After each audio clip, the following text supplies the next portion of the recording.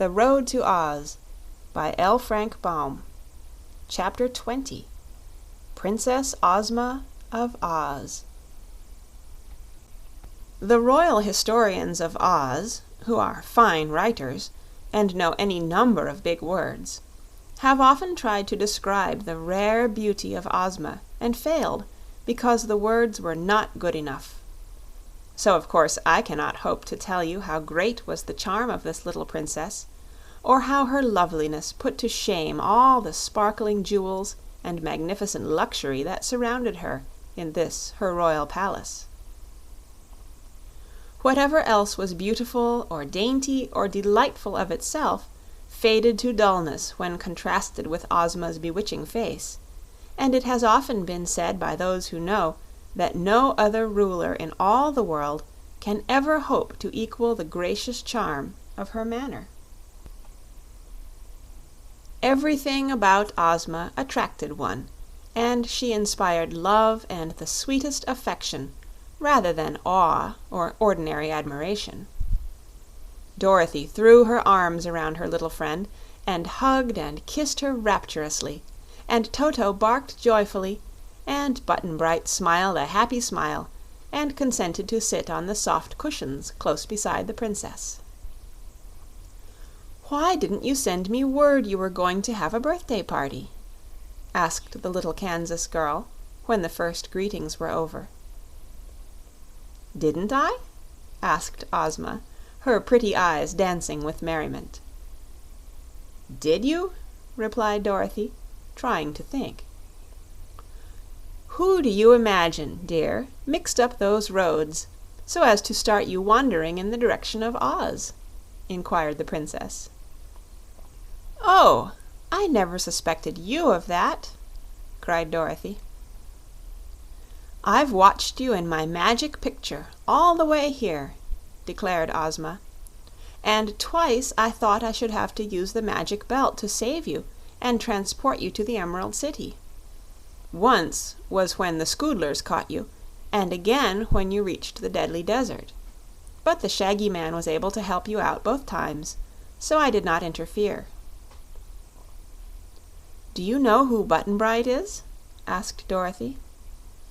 "No, I never saw him until you found him in the road, and then only in my magic picture." "And did you send Polly to us?" "No, dear.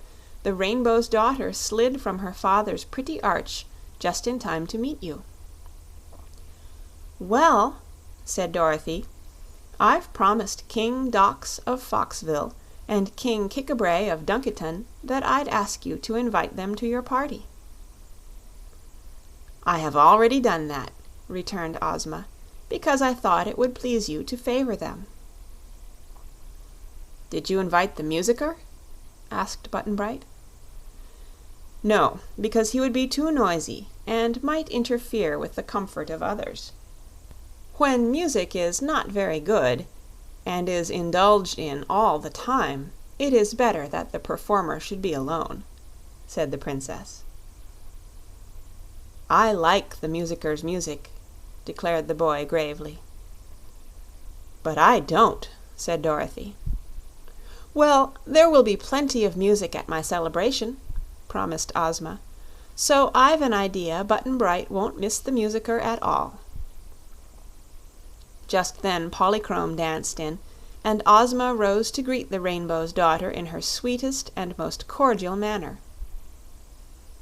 Dorothy thought she had never seen two prettier creatures together than these lovely maidens, but Polly knew at once her own dainty beauty could not match that of Ozma, yet was not a bit jealous because this was so.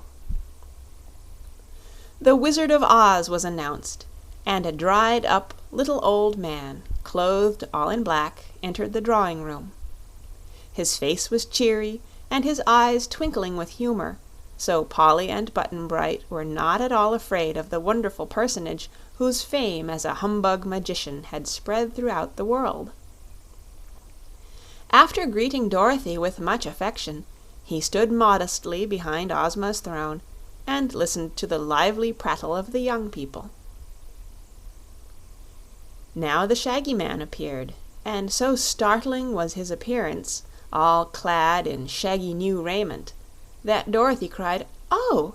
and clasped her hands impulsively as she examined her friend with pleased eyes.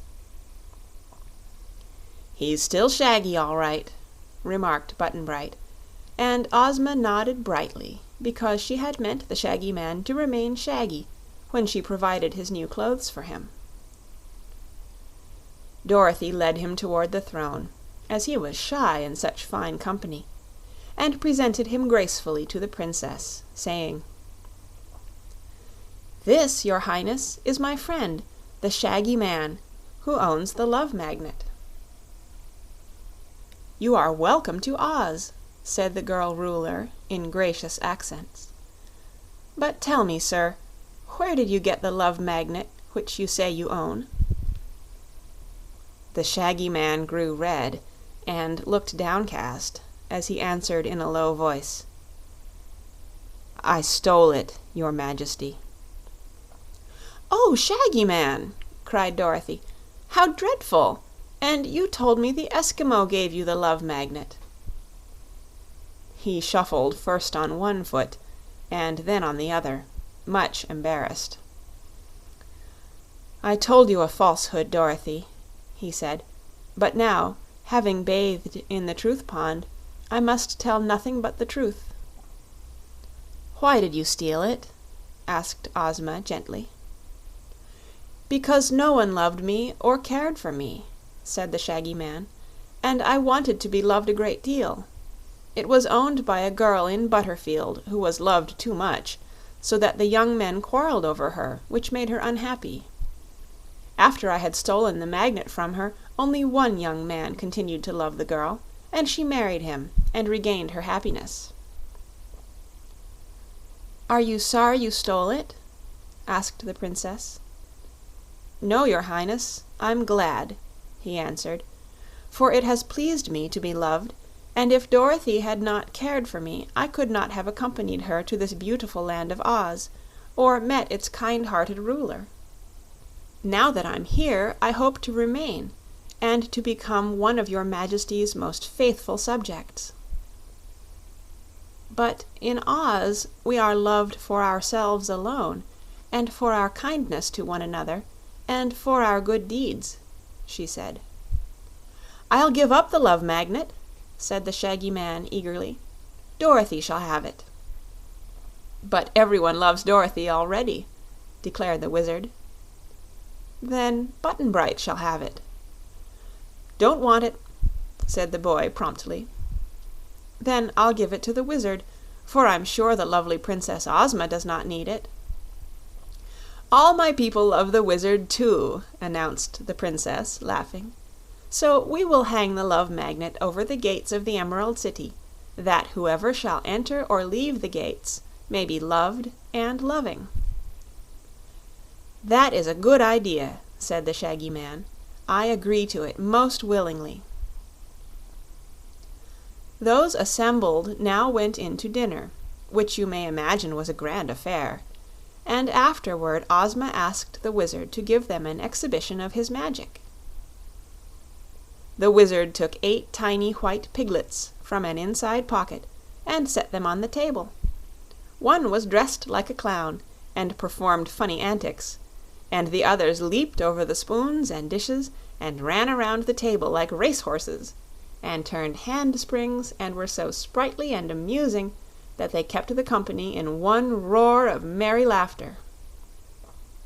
The Wizard had trained these pets to do many curious things, and they were so little and so cunning and soft that Polychrome loved to pick them up as they passed near her place and fondle them as if they were kittens.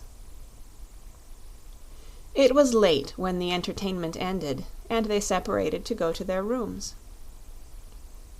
"Tomorrow," said Ozma, "my invited guests will arrive, and you will find among them some interesting and curious people, I promise you.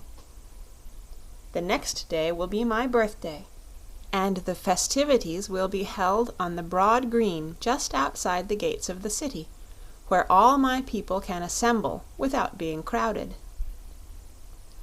"I hope the Scarecrow won't be late," said Dorothy anxiously. "Oh, he is sure to return tomorrow," answered Ozma.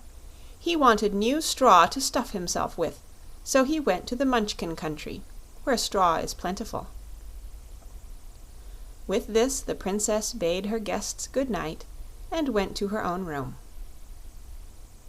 Chapter 21